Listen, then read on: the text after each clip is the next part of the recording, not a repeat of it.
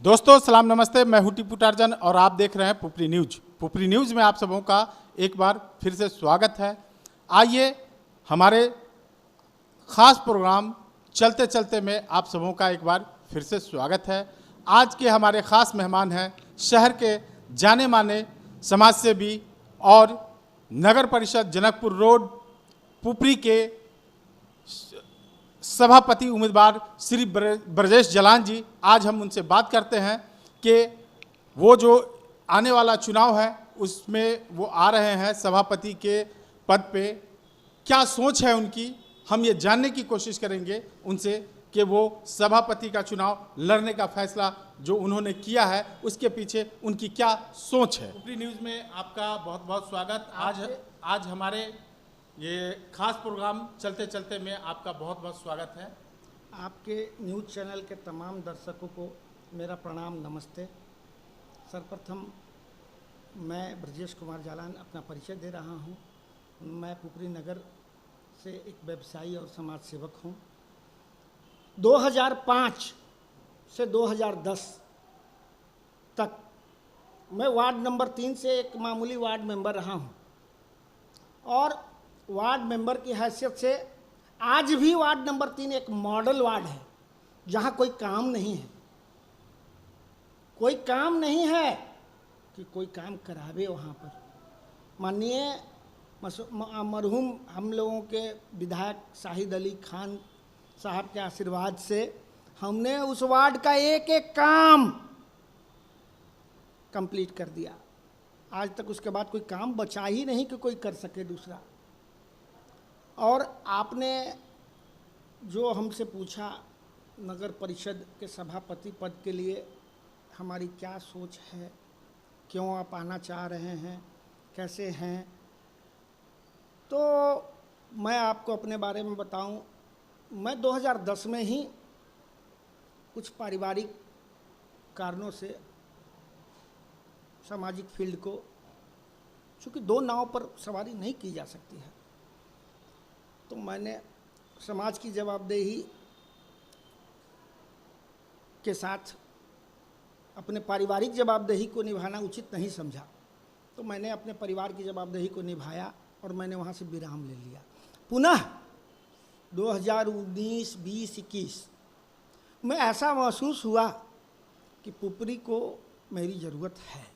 जब मैंने क्षेत्र भ्रमण किया तो क्षेत्र भ्रमण के दौरान नगर परिषद से, नगर पंचायत से लोगों की काफ़ी आकांक्षाएं जुड़ी थी, लेकिन उस आकांक्षाओं के विपरीत नगर पंचायत या नगर परिषद कहीं भी खड़ा नहीं उतर रहा था। तो सामाजिक रूप से मेरे ऊपर में काफ़ी दबाव आया कि एक बार आप सिर्फ संभाल दीजिए इसको, अच्छा निर्देशन दे दीजिए इसको, फिर आपको जो समझ में आया आगे करिएगा। तो मैंने इसका सर्वे किया, सर्वेक्षण किया। सर्वेक्षण के दौरान मैं क्षेत्र भ्रमण में एक जन सैलाब पाया। लोगों की जो आकांक्षाएं थी, लोग इतने बढ़ चढ़ कर मुझे आशीर्वाद दिए कि नहीं आप आइए, आपकी ज़रूरत है हमको। माताओं ने, बहनों ने, चाचाओं ने हम लोग को इतना ज़्यादा उत्साहित किया कि नहीं आइए, आपको आना है, एक बार संभाल दीजिए कम से कम। जो परिषद की स्थिति बन पड़ी है, भ्रष्टाचार के अकुथ में ये डूब चुका है। 35,000, 40,000 रुपया प्रधानमंत्री आवास में लोगों को देना पड़ता है। हर छोटे बड़े काम के लिए लोगों को पैसा खर्च करना पड़ता है। न जल निकासी की व्यवस्था है यहाँ, न कोई अच्छा रोड है। कोई अच्छा रोड बनता है तो सिर्फ ऊपर से उसको लीप पोत दिया जाता है। मालूम होता है 3 महीने के अंदर में, एक बरसात के बाद उसका कहानी समाप्त है। जी, बहुत अच्छी बात आपने कही। मैं अपने दर्शकों को बता दूं कि नगर पंचायत जनकपुर रोड को बने हुए 10 को बीत गए, लेकिन बड़े ही अफसोस की बात है कि इस शहर में न कहीं पे जल निकासी की कोई सुविधा है और न ही कोई ऐसी सड़क बची है जहां पे हल्की सी बारिश होते ही नरकीय स्थिति बन जाती हो। मैं आपको बता दूं कि इस शहर में न तो टेम्पू स्टैंड है, न तो बस स्टैंड है, न ही तो बच्चों के खेलने के लिए कोई पार्क है। आइए हम इस मुद्दे पे भी इनसे जानते हैं कि इन मुद्दों पे वो क्या कहते हैं। जी हाँ, मेरा इस पर सर्वप्रथम आपसे कहना होगा ये सब मुद्दा सब सेकेंडरी है। सबसे पहले उनको हमारी ज़रूरत है जिनके सर पर छत नहीं है। हम आज अगर सोते हैं, रात में अगर पंखा कट जाता है तो रात भर आँख टकटकी लगा के देखते हैं कि पंखा आएगा तो सोएंगे। लेकिन वो व्यक्ति जो प्लास्टिक तान के सोता है, रात में उसके सर पर जल गिरता है बरसात का, लेकिन मजबूर है वो।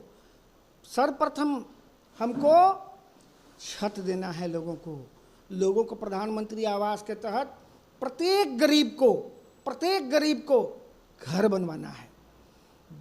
तब जल निकासी की व्यवस्था होनी है, रोड बनवाना है, नाला बनवाना है, पार्क बनवाना है। काम तो इतना है कि अगर 18 घंटे 20 घंटे काम अगर किया जाए तो भी काम कम पड़ जाएगा। जी बिल्कुल। हम एक सवाल आपसे और भी करना चाहेंगे कि मैंने जो देखा, मैंने जो सुना, उसके मुताबिक जो जानकारी मिल रही है, अभी आप काफ़ी लंबे समय से क्षेत्र का भ्रमण कर रहे हैं, तो क्षेत्र भ्रमण के दौरान बहुत सारी बातें सामने आती है। आपने क्या क्या महसूस किया, लोगों का दुख दर्द, या अपने प्रति क्या लोगों का रुझान पा रहे हैं आप? आपके पिछले सवाल के जवाब में मैंने बताया जी। कि मेरा सबसे बड़ा वार है यहाँ के भ्रष्टाचार पर। नगर पंचायत के गठन के पश्चात, कुछ दिन के पश्चात, जो भ्रष्टाचार का सिलसिला यहाँ चल रहा है वो आज तक बढ़ता जा रहा है। रुपया दीजिए काम कराइए, रुपया दीजिए काम कराइए। मेरा कहना है कि ब्रजेश जालान आपका भाई है, बेटा है, अगर जीत के आता है, एक पैसा किसी भी चीज़ में देने की ज़रूरत नहीं है। कहीं अगर आपको पैसे देने की बात हो, आप सीधा मुझसे संपर्क करें। अगर ना संभले, मैं रहूँगा या भ्रष्टाचार रहेगा। भ्रष्टाचार से जीरो टॉलरेंस, कोई समझौता नहीं। और मैं आपको बता दूं, मेरे इस भ्रष्टाचार के कारण, भ्रष्टाचार को मुद्दा बनाने के कारण, बहुत से पुराने लोग एकजुट होकर मुझको हराने के लिए गोलबंद हो रहे हैं। लेकिन जनता मालिक सब देख रही है। अरे मुझको क्या है, मुझको तो जनता की सेवा करनी है। मुझको कमाना नहीं है कि मुझको अफसोस होगा, मुझको पछतावा होगा। जी जी, मैं अपने दर्शकों को बता दूं कि श्री ब्रजेश जालान एक जाने माने बिजनेसमैन और बहुत अच्छे समाज सेवी है।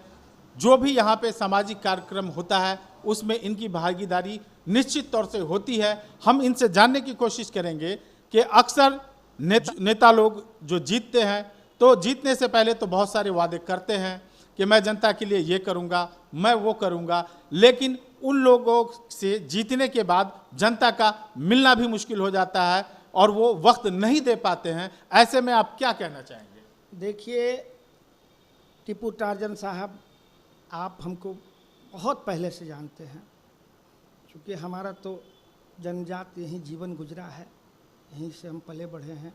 जी जी बिल्कुल। हम तो एक छोटे तबके जो सबसे पीछे सीढ़ी के लोग हैं, वहाँ से लेके और आगे सबके साथ उठना बैठना है। कोई भी हमारे घर में रात हो दिन हो जब चाहे तब आ सकता है। एक फ़ोन कॉल करे, मुझको जहाँ बुलाएगा वहाँ जाऊँगा। ये सब बात कहने की बात है, हमने तो पिछले दिनों करके दिखाया है। जब जिसको मेरी ज़रूरत है मैंने वहाँ पहुँचने का काम किया है, उनकी सेवा करने का काम किया है। और आज तक मेरे खिलाफ सामाजिक स्तर पर एक व्यक्ति कोई बता दे, कोई करप्शन का मामला हो, कोई शिकायत हो, तो मैं अभी भी कह रहा हूँ जनता का जो आदेश होगा वो मुझको मान्य है। जी, मेरा एक सवाल था कि आप जो जनता के बीच जा रहे हैं तो अपने प्रति लोगों का क्या रुझान पा रहे हैं, ये मैं जानना चाह रहा हूँ। देखिए ये सवाल जो है आपका, आप कभी मेरे साथ चलते मेरे जनसंपर्क में, तब आपको समझ में आता। माताएं, बहनें, चाचा, बेटियां, ये एक जन सैलाब सा उमड़ रखा है कि आप आइए, चाचा आप आइए, भैया आप आइए, मामा आप आइए, आइए, आपको नगर परिषद की बागडोर संभालनी है। नगर परिषद में हम लोग का अब दम घुट रहा है। जो भ्रष्टाचार है उस भ्रष्टाचार को आप दूर करिए, आइए हम लोगों को त्राण दीजिए नगर परिषद के भ्रष्टाचार से।